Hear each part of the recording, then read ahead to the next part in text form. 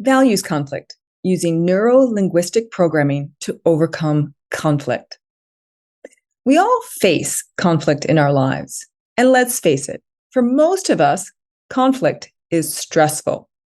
In fact, some people avoid conflict completely. It doesn't have to be this way, though. Conflict can be solved when we learn and use certain skills. So we need to have the best tools in our toolbox to overcome conflict, which means more harmony and less stress in our lives. There are certain tools we use in all types of conflict. These are the tools of rapport, attending, reflective listening, and solution-focused questions. And there are other tools we use based on the type of conflict we're in. In this lesson, we're exploring values conflict, and we'll be learning about the tools we use specifically to counter a values conflict.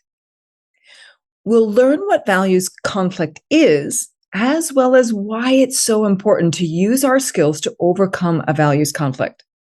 We'll also explore what we can do even if, despite our best effort, the conflict remains. Let's start with the basics. What are values? Values are things that are important to us. They can be concepts like honesty, integrity, and safety, as well as emotions like gratitude, empathy, or peacefulness. The reason why value conflicts are so tricky is that we each have our own values, and more specifically, our own meaning to those values.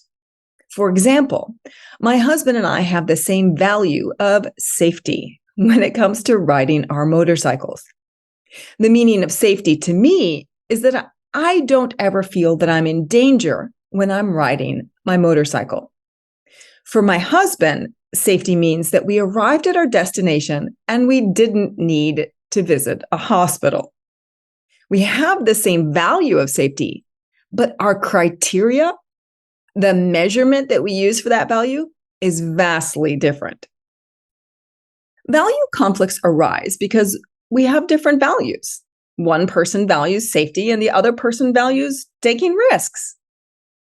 Another way that a value conflict can arise is because we have different measurements of the same value, such as in my example of safety with my husband and I and our motorcycle issue. Another reason that we can have a value conflict is because one person doesn't feel that our value is important and should be disregarded completely.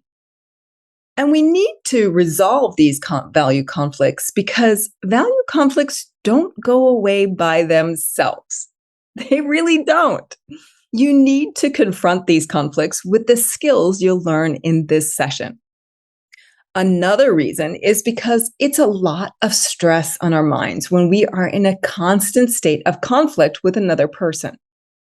Even if we're saying to ourselves, well, it's no big deal, or it's not worth fighting over, in our unconscious, that negativity is brewing, giving us a heightened level of stress hormones, as well as decreasing our resiliency to deal with other challenges in our lives.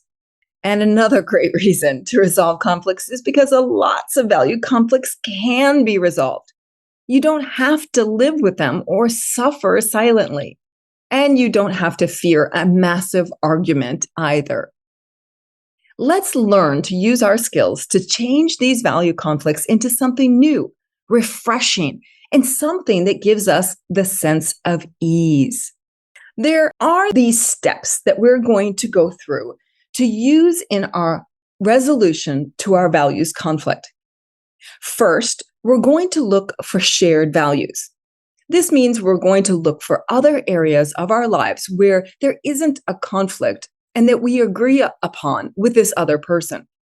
For me, I like to find something as close to the topic of conflict as possible. So, for example, if I'm having a conflict with my husband about motorcycle safety, then I want to find a shared value around motorcycle riding, such as feeling the open road and being part of that sense of freedom that it gives you. We both love and cherish this shared value.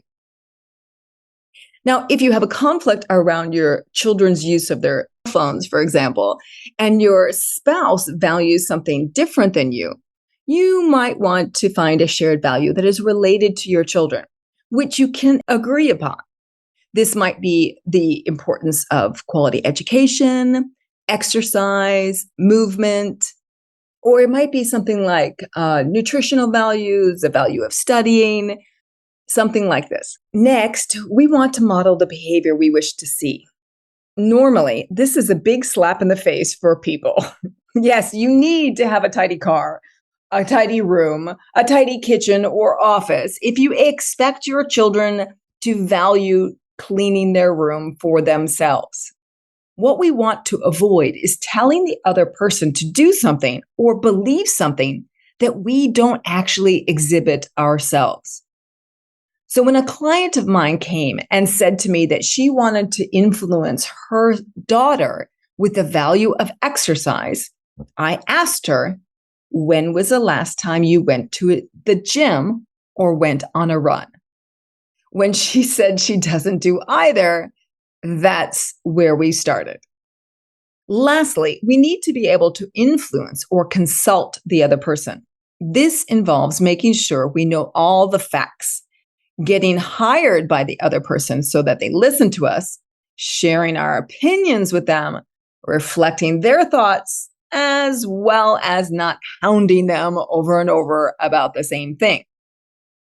Thankfully, there is a worksheet that goes through each of these steps with you.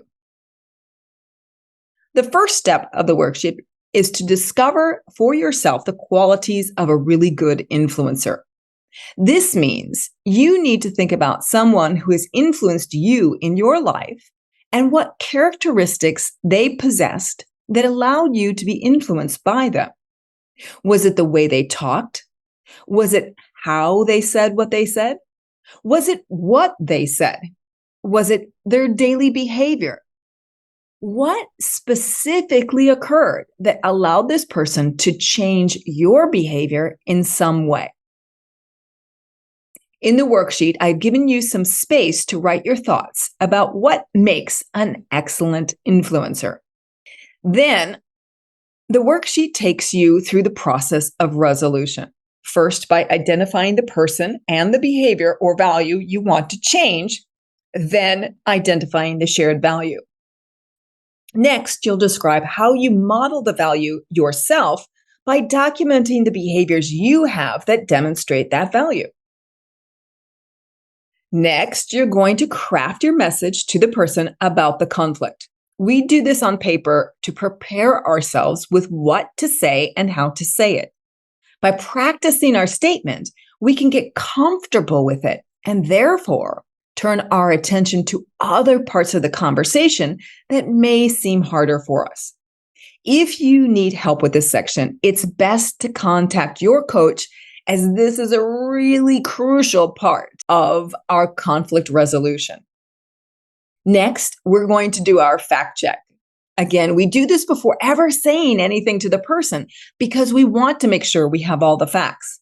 We might find that there is something else preventing the person from changing. And then we will get hired, which is our way of saying get an invitation to offer an opinion before you actually do. And we also want to guess what their response is going to be to our message and practice reflecting what they've said. In other words, acknowledging their point of view as well as restating ours. Again, we are doing this on paper first. When it comes time to deliver our message to the person, we first get hired, then deliver our message. And then we're going to reflect their response so they feel acknowledged. And then we're going to restate our message. Lastly, we're going to understand that it might not work. And we're going to determine whether or not we will use power in this situation, which means using force, punishment and reward to get the person to comply. As a recap, here are the steps we're going to take to resolve our values conflict. And if you're unsure, reach out to your coach to review your worksheet. A coach can ask those really tough questions that will help you to fine-tune your communication and to be able to deliver it with confidence.